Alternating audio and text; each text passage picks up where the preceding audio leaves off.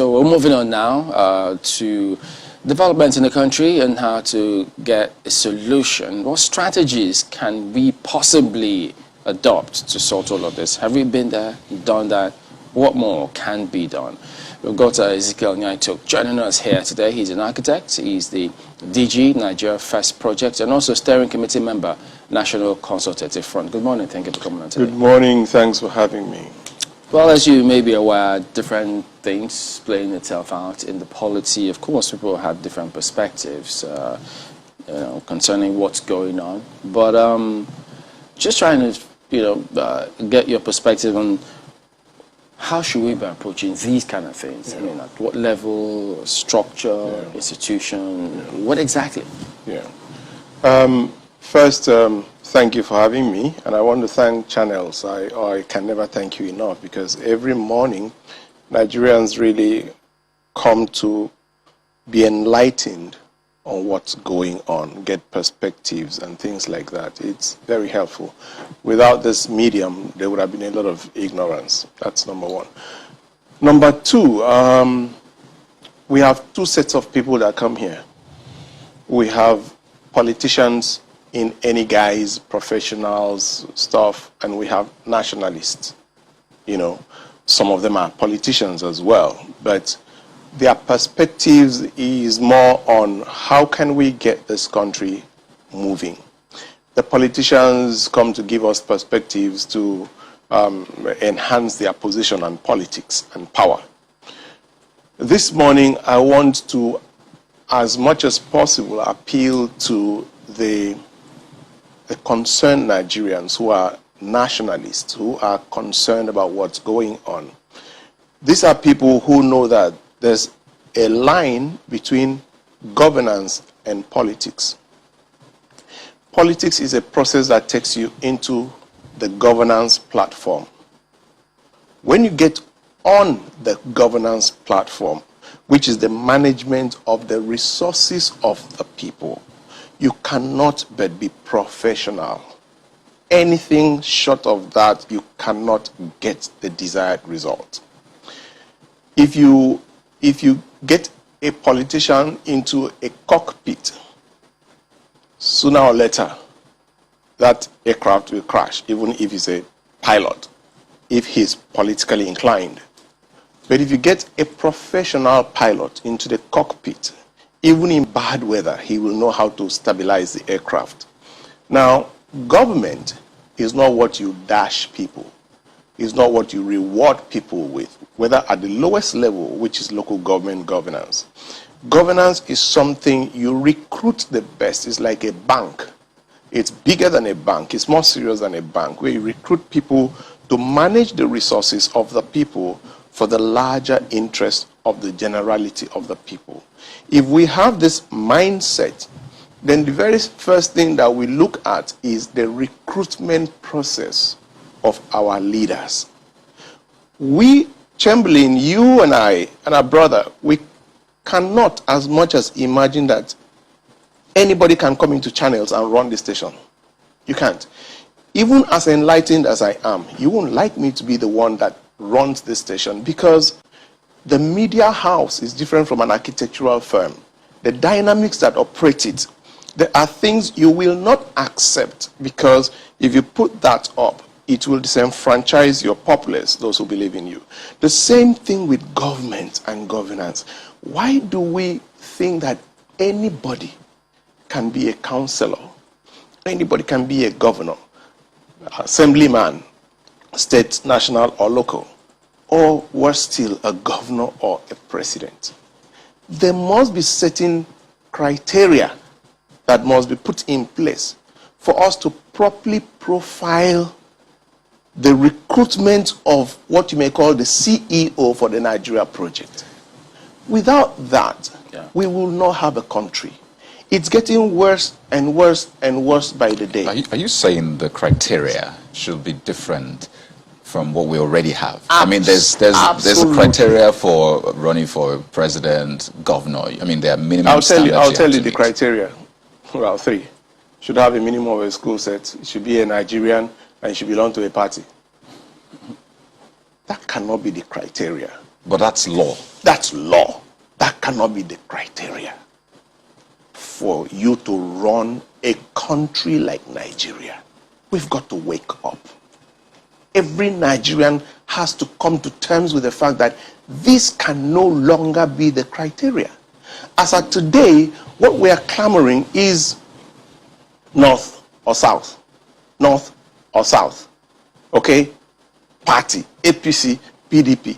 And we seem to have become fixated and stuck and helpless. And I'm saying, hell no. Not me. What will posterity, this country has been good to me. What will posterity, how will posterity judge me that I, knowing that that is wrong, I keep quiet and watch? And this brings us to citizenship responsibility. Wait, is it, when you say it's wrong, It's wrong. is it because of the results we currently see, or because even if you change the criteria, Yes. and you have a different set of people who are Yes. steering the ship, Yes. and you still have people from the north and the south, Yes. you can have the best of the north and Yes. the best of the south. Thank you. So if that happens, Thank what's you. wrong with saying Thank the you. best of the north and the south? Thank you. You have qualified best of the north, best of the south.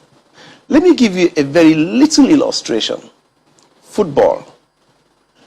No Nigerian tried to make Dangote the coach of Super Eagles. Try it. Every Nigerian, right down to the villages, they will say, no way, you can't. Abad, no. That's number one. Number two, we had our son, Samson Siasia, as the coach. Our son, a Nigerian, had to be removed and a German brought, because why? We wanted to qualify for World Cup. The last game that qualified us, I think it was the last, that we played against Cameroon. 8 of the 11 people in the team came from the southeast or thereabout. About 8 players. We couldn't care less. Just win. There was a time that we had a Muslim ticket in this country. And a Yoruba man defeated a Kano man in Kano. That was when we said, we need to know who you are. We don't care where you come from. We need to know that you are competent, that you have the character, the capacity and capability. That is Nigeria. We are the same Nigerians. I'm not saying in the year 1904. I'm saying in your lifetime.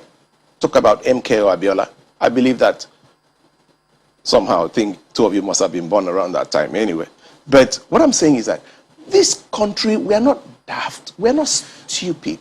We don't care where you come from. What we care is come in and embrace everybody. So what then is, from your perspective, Yes. the challenge Yes. to addressing that process? Yes. Perhaps from setting that criteria. Yes. What is the challenge? Because Yes. we were able to get the Yes. not too young to Yes. run, Yes. change some part of that law. Yes. Why not this Yes. I'll tell you this. This program, as we are talking, you'll be amazed at the number of people saying, that's true. That makes sense. Information, knowledge. People come here to give us a narrative to go by. On a daily basis, they are manufacturing narratives to distract us. But there are also Nigerians who are sitting up and saying, enough is enough. You do the same thing the same way, you get the same result. What's the result? We've become the poverty capital of the world. What is the result? The adverts in channels are no longer from corporate organizations. I've followed channels since inception. And I've been in this studio nothing less than probably 100 or 150 times. I used to see the adverts on channels. So you're one of the highest Because- scorers in that league. They came from corporate organizations. They came from, different parts. Right now, those corporate organizations are almost extinct. What I'm saying is that if you compare what was then, Channels is doing well now, but compare it to what it was then. If Dunlop has continued to be, their AGMs will be on Channels. If Peugeot had continued to be, their AGM, because every corporate organization, if you can have this now, imagine if we had 100 more doing good. So essentially you're saying that, are you saying politics is thriving more or businesses are We dying don't have business, we have politics. Okay. Even the businessmen are compelled to become politicians so that bring an alternate party and try to go to a businessman and tell him to fund you or fund an opposition. The first thing is like, oh boy, you know these EFCC people, if we try to support you, unless they go through the back door. The reason is that even businessmen have become politicians. And politics runs on dynamics that are against the ethics of professionalism. So it's a problem.